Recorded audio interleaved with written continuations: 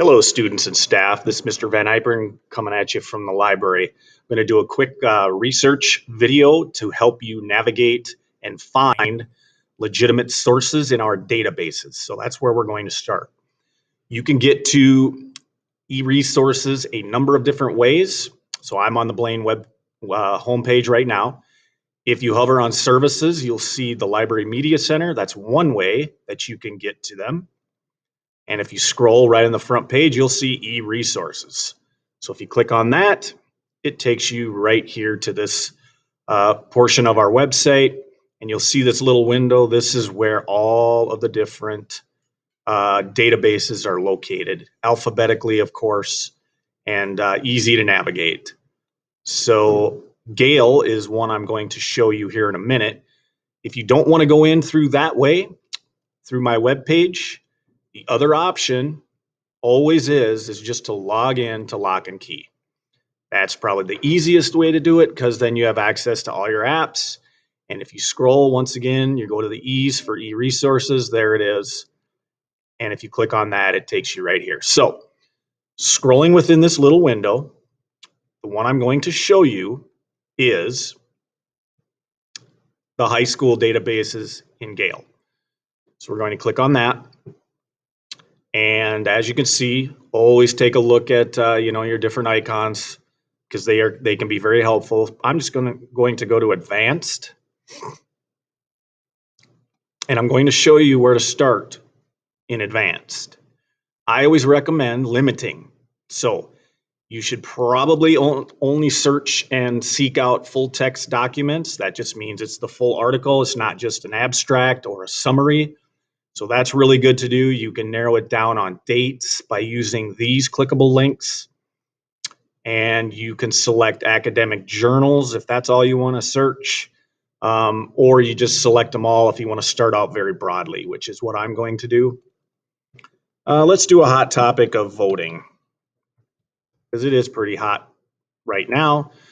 You can see once you start typing, it's going to give you some suggestions. So let's just do voting process. And it's put the quotation because it's only going to search this term, voting process. I'm going to click enter. And let's see how many we get. Got 840 news articles. You got a couple primary sources. You got some reference. So just make sure you look through all of these. I'm just going to look at, since we didn't get so many hits, we're going to just look at right here. This is all content types. So let's see what this paper is on regulation of federal elections. So that's what I'm doing my article on. And you have read this article. Looks like it's about 3 pages or so. Something you want to do is look at all of these different options up here, okay? These are very nice because right here, send to Google Drive, that's a very handy option for you because I'm going to show you this real quick. Let's say you've read this article and you've decided for yourself that this paragraph right here is pretty much what you want to include in the body of your paper. So if you highlight things and let go, you can see you could take notes. So I'm going to highlight that in yellow and just write myself a reminder, say, very good paragraph for my summary. Okay, I'm just making it up. You'll save it however you want. You can save that, and you've done that a couple times. Maybe this one you want to use this paragraph in the opening. So you might want to color that green and say opening statement. I'm just giving myself reminders as to why I highlighted those and what colors. It's just a reminder to tell you, yeah, I want to use this for that and this yellow one for something else.